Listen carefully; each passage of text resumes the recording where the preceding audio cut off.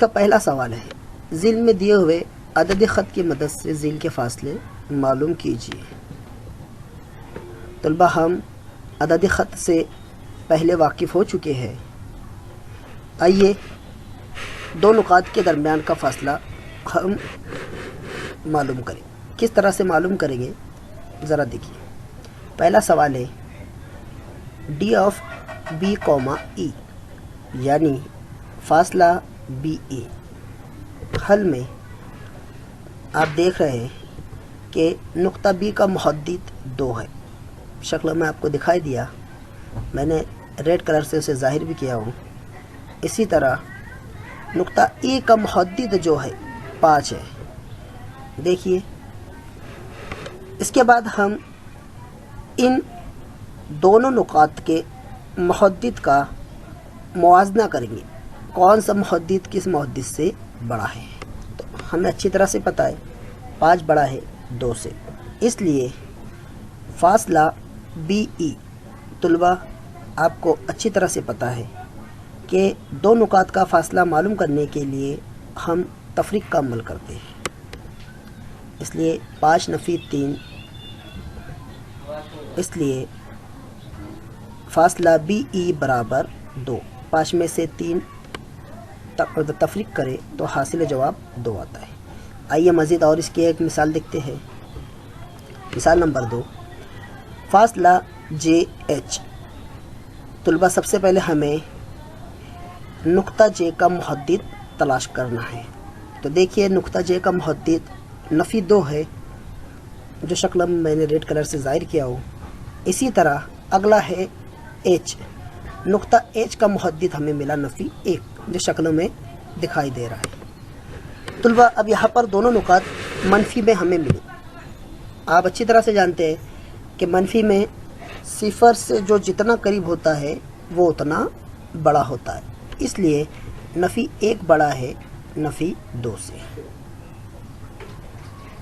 تو طلبہ جس طرح سے ہم نے پچھلی مثال کو حل کیے اسی طرح سے ہم اس مثال کو بھی حل کریں گے، اس لیے فاصلہ جے ایچ برابر، اب طلبہ دیکھیے یہاں پر ہمارے پاس تفریق کی 3 علامتیں موجود ہیں۔ یاد رکھیے جب ہم کو تفریق کی 3 علامتیں ایک سوال میں اگر آ جائے تو اس وقت ہم صرف تفریق کا ہی عمل کریں گے۔ اس طرح سے دیکھیے فاصلہ جے ایچ برابر، ہم نے کیا کیا، نفی 1 کو جیسا تھا ویسا اتارے اور منفی 2 کا منفی اور قوس کے باہر منفی۔ آپ اچھی طرح سے جانتے ہیں قوس یعنی ضرب، اور ہم کو اتنا اصول ہے کہ منفی منفی جب ضرب ہوتا ہے تو اس کا جواب جمع میں آتا ہے، اس لیے ان کی علامتیں مختلف ہے، تو 2 میں سے 1 گیا بچا 1، اس لیے فاصلہ جے ایچ برابر 1۔ طلبہ مجھے امید ہے آپ کو یہ چھوٹی سی مشق نمبر 1.1 کی پہلی مثال سمجھ میں آ گئی ہوں گی۔ آئیے ہم مزید اس مثال کی طرف بڑھتے ہیں۔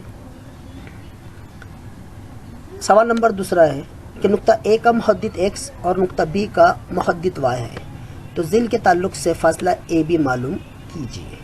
اب یہاں پر اے کا محدد ہمیں x بتا دیا گیا اور بی کا محدد y بتا دیا۔ آئیے ہم مثال سے سمجھتے ہیں۔ x برابر 1، y برابر 7۔ تب جس طرح سے ہم نے پچھلی مثال میں 2 عدد کے درمیان میں موازنہ کیے تھے کہ کون سا عدد بڑا ہے، یہاں پر بھی ہم اسی طرح سے کریں گے۔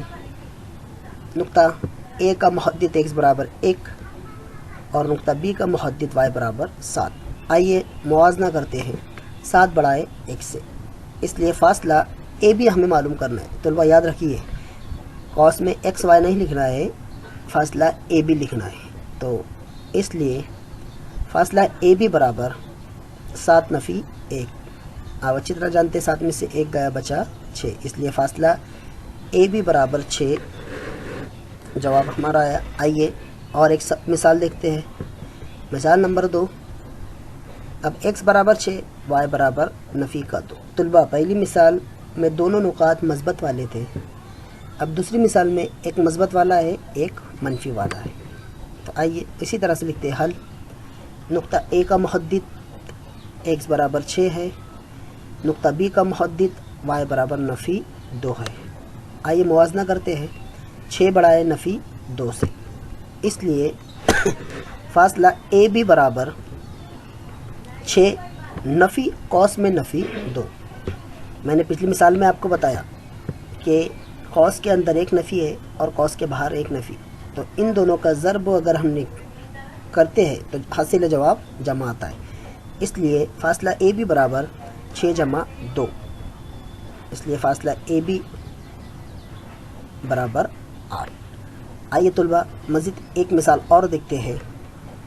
مثال نمبر 3. اب یہاں پر دونوں نکات ہم کو نفی میں ملے. جس طرح سے ہم نے انہیں حل کیے اسے بھی ہم اسی طرح سے حل کرتے ہیں. حل نقطہ اے کا محدد نفی 4 ہے. نقطہ بی کا محدد y برابر نفی 5 ہے. موازنہ کریں گے. نفی 4 بڑا ہے نفی 5 سے، آپ اچھی طرح سے جانتے ہیں نفی میں صفر سے جو جتنا قریب ہوتا ہے وہ اتنا بڑا ہوتا ہے. فاصلہ اے بی برابر نفی 4 نفی قوس میں نفی 5. پھر سے طلبہ یہاں پر 3 علامتیں ہمارے سامنے موجود ہیں، اس لیے ہم فاصلہ اے بی برابر نفی 4 جمع 5. علامتیں مختلف ہے اس لیے تفریق کا عمل ہوگا. اس لیے فاصلہ اے بی برابر 1. طلبہ اگر ہم تینوں مثالوں پر غور کریں تو ہمیں یہ پتہ چلتا ہے کہ نقاط